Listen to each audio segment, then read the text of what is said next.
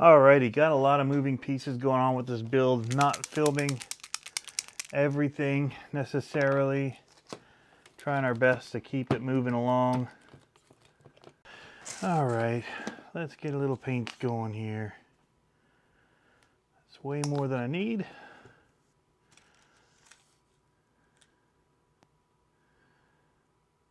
Alright, that'll work. We need a lot more white. We mainly should have just done white and then added a little bit of black. That's what we'll do over here.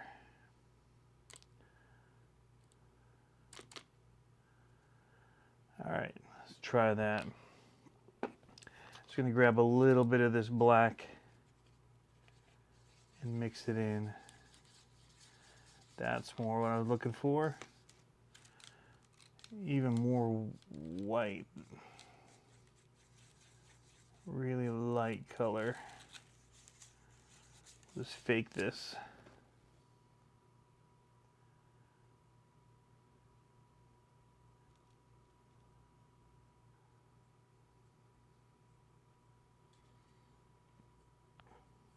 So we're gonna let all this stuff dry. Actually thinking about maybe weathering this a little bit through here.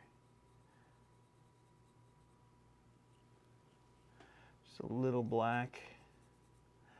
Just can't be too perfect. It's a monster truck.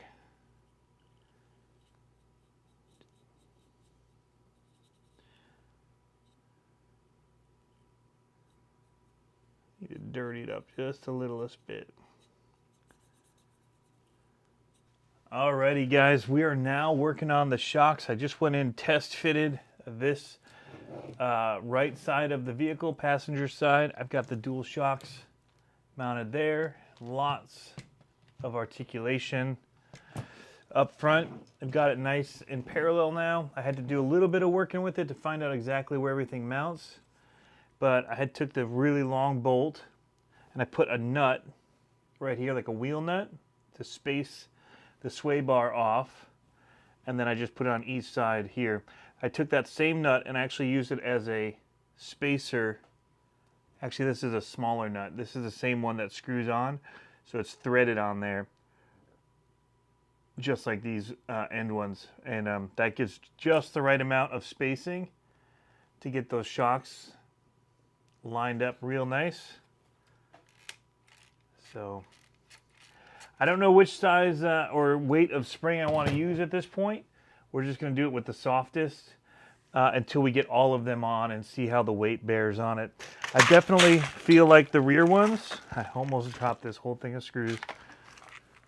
I feel like the rear ones are definitely going to need stiffer springs in them just because of the way that the cantilever makes it work. There's almost no resistance there. So we'll put the other ones on, see what happens when we've got two sets in there. But it's easy enough to pop off, unscrew, and put different springs in. You may want to do heavier in one, still leave the soft in the other.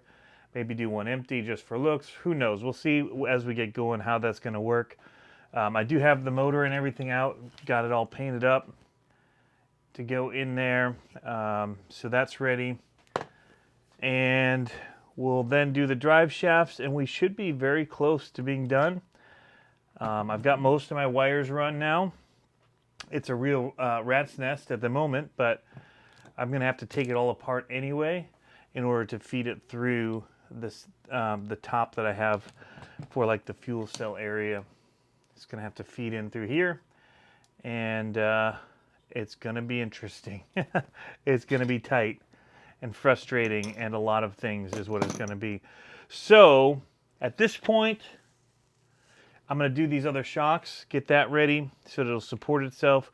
We can get wheels on it, we can get the drive shafts in there, and then we'll go back through and try and get all the electronics hooked up. I do have just a temporary servo set up here on the rear with the plastic arm that comes with it, but I'll be upgrading those. So we're going to start here with our 90mm. I feel like the front should have 110 now that I see it, and then sit in a little bit of a droop. But maybe I'm wrong. But I kind of feel like it could use a little bit more something. So a couple things to note here. You can see the extra springs in there. There's 2 different weights. These are the softest, and you've got silver and gold. The blacks are in. I don't have the right screws to do this part here. So I had to find something in my bin to put in here and lock it on. So first things first, we're going to take this screw right on out. This is going to go through both shocks. And then we're going to also loosen these ones to allow us to get that inner shock in a little bit easier.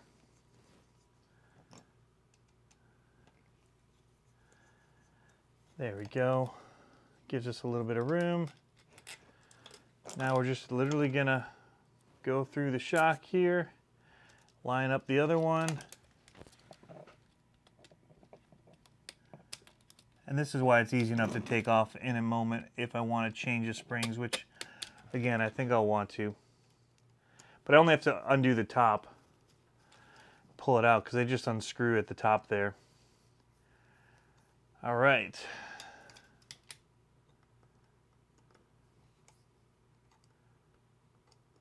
Here. That'll get through both of these and through this upper. Give me enough room to have a nut, but not hit the chassis. That's what we're looking for. All right. That definitely is loose. So we're going to need to put a bigger spring in. So luckily we don't have to take some of that stuff out, but I can already tell, I mean, it's just sitting here and it's drooped all the way. So let's go ahead and back this out, and we'll start with this outer one, and we'll just put a heavier one in it. There we go. Spring is out. Black spring's out. We're going to try. It's pretty soft. Let's just go to the gold one. We'll put one gold one on each side and see how it does. That is more than I want. So we're going to go silver.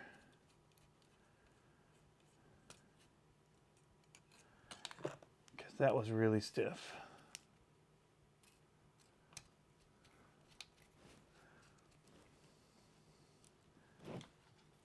That's going to have some spring to it. I can already feel it having to push against it, so.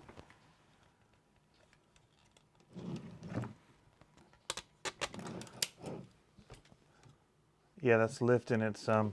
I think if we do both sides with that, we'll be somewhere close. Place the black with the silver. All right.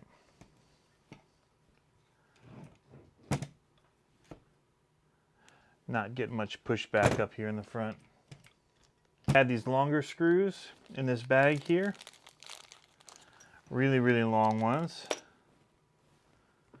Longer than the one that's in it right now. Here. Quite a bit longer. But it won't seem like it in just a minute. So we're going to go ahead and pull this. That's the wrong way.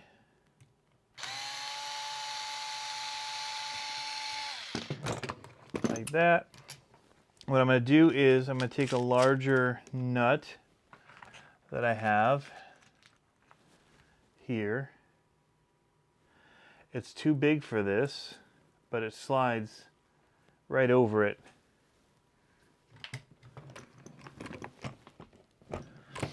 And it's going to go on the inside here between the shock and our sway bar. All right. So we've got that. Now we need our other set of shocks. Put our shock on, our upper shock on. And then I'm going to find out how many of these washers I need. And because I want it to look clean, I'm going to do this to both sides. So I'll take the other one off that I'd done early. and I will match it. So I'm just going to take, and I already have several of these out because I've been playing with this setup for quite a while now, trying to figure out how to get the shocks exactly how I want them lined up, and so that they're parallel and they look good, function well. I think we need about 4 of these. We'll see in just a second. Got that little nut. Yeah, it'll be about 4.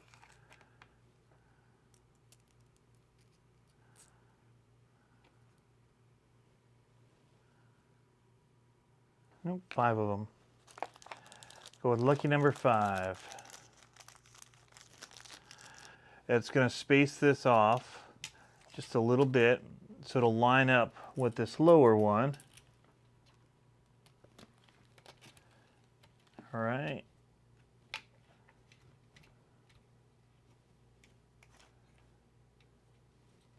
As soon as this all pulls in, you should pull it away from the shock. All right, so now we're going to take our other shock, see how it lines up here. With no spacers. Looks pretty good.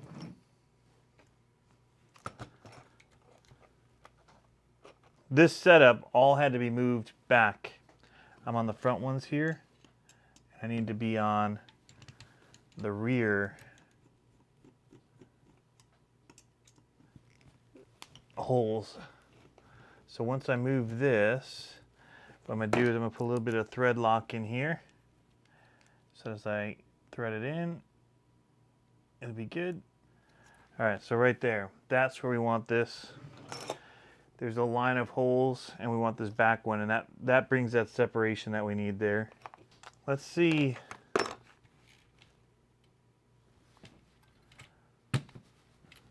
I don't need it to be fast. We're going to try it like that. I can always take it off and change it. All right, so we're just going to now put on our nut and then bolt this up. And I'm going to go around to the other side, and I'm going to do the 5 washers so that it matches.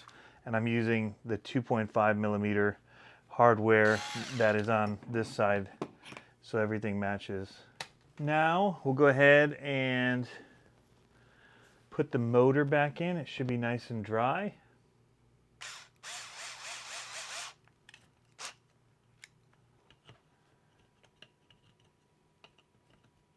However it went in, I think like that. Yeah. Oh yeah.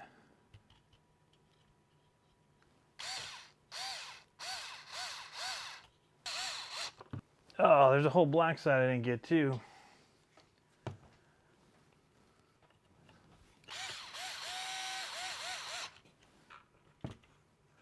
Kind of be the final thing. We'll add that little dab of paint and call it done. Grand finale. All right.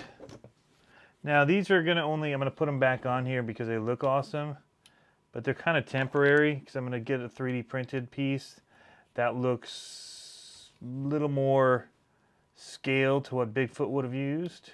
Kind of whatever angle on them you want. Something like that. All right, so we cut this down quite a bit in order to get it to fit in here. All right, so let's take a look at this, guys.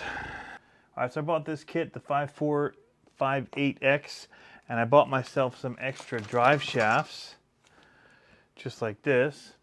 And the reason I did that is because I didn't want to build, I bought a kit like this, but then you have to have all the parts to build it. So I'd rather it just be assembled. Makes it a little bit easier for me. All I'm going to do is we're going to remove one of these E-clips. And I wish I had my CCxRC mat down. Took it off when I was doing a whole bunch of cutting. So we're just going to pop that off. It's right here. We didn't lose it. That's good. You only have to do one. I see so many people take off both. Just take it off the one, and there, your end comes off. We're going to save those in case for whatever reason we break one. So now we're going to slide this on, get it lined up, and push this through. Really not a whole lot to worry about with this, guys. It's super easy. I use my finger to pick that E-clip back up. I have a tool for these. Sometimes it's great, other times I just find it easier to give it a couple tries like I'm going to do right here. So we got it on, just kind of balanced there, right where it needs to go. We're just going to clip it in. Boom. That was it. Now we're going to have to shorten this down. So we're going to do what we did with the other drive shafts. Run a knife around this blue part. Just spin it. Do the other side as well. There you go. Tear all that off of there. You can clean it up if you want. I like the little blue on there. But this is the side we're primarily going to have to cut, it looks like. You can leave most of this drive shaft. We'll have to get rid of maybe a little bit of it. But it looks like we have to cut it all the way back to at least here. Just looking at it, line it up by eye. I just take a knife then and trim away and even out my cut, make it look a little prettier. Usually I don't get a nice straight line, but this can just shave away pieces and help me get a little bit more respectable like.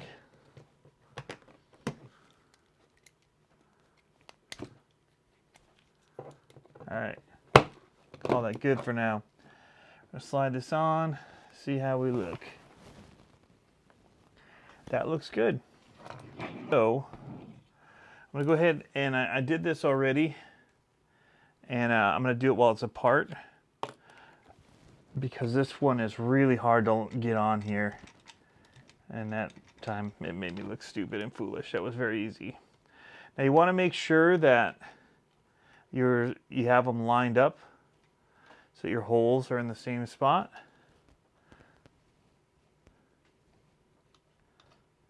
All right, that was it. Did I give myself enough spline? I might have cut it too much. I always have these extras here if it does end up being too much.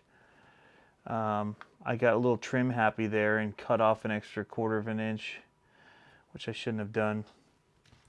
Now we're ready to install our wheels and tires, which I've got ready to go. But first I'm going to go ahead and work on cleaning up this table area just a little bit. So I'll be back in a minute. Oh man, is it looking good. All right guys, last couple things we're going to do. 4955. These are pins for the axles to hold our wheels on. So we're going to get these out of here. There's 4 of them. And if you remember, these do not have hexes. These axles or wheels have that Freestyle RC insert. So we're just going to clamp right on down onto it. Now, a lot of times I'll use red and tacky, or I'll use cow RC udder butter to hold these pins on. Keeps it from falling out, just being a little bit of a tacky grease, but we're just gonna go for it here. See if we can't get it to work. All right. Oh, those don't fit. Should be in luck. I did pick these up at Home Depot. They're not flanged, so hopefully they will fit.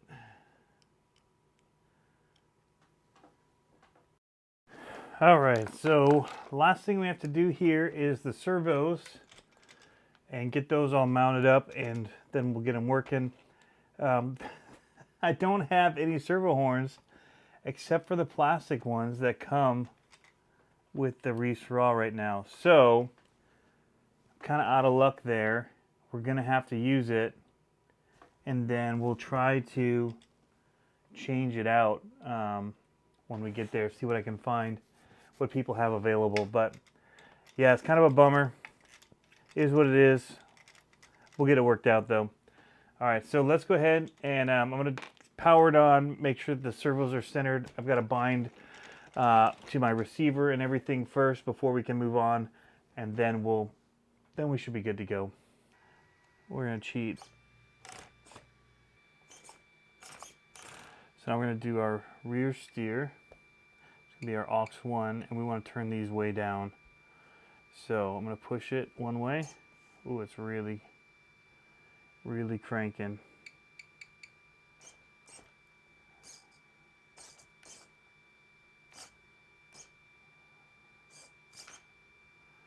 All right, so I'm gonna turn them down. We only want to get like 30% maybe. 45 looks pretty good. And so it's just adjusting the amount that the rear is turning so we don't go too far. We just want a little bit. Let's see how much less that one turns. All right, but we don't have control over it proportionally, so we just want it on off. And I need to put apparently a nut on the end of this one. So my plan is, I've got this and a bunch of little screws that go in it. It's going to slide in here. So to do that though, I've got to first unplug most of this stuff because it's going to route through. Thing is, now our motor wires have to come through it too.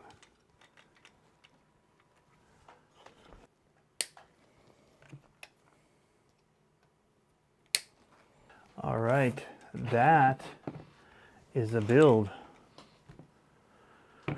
Sweet.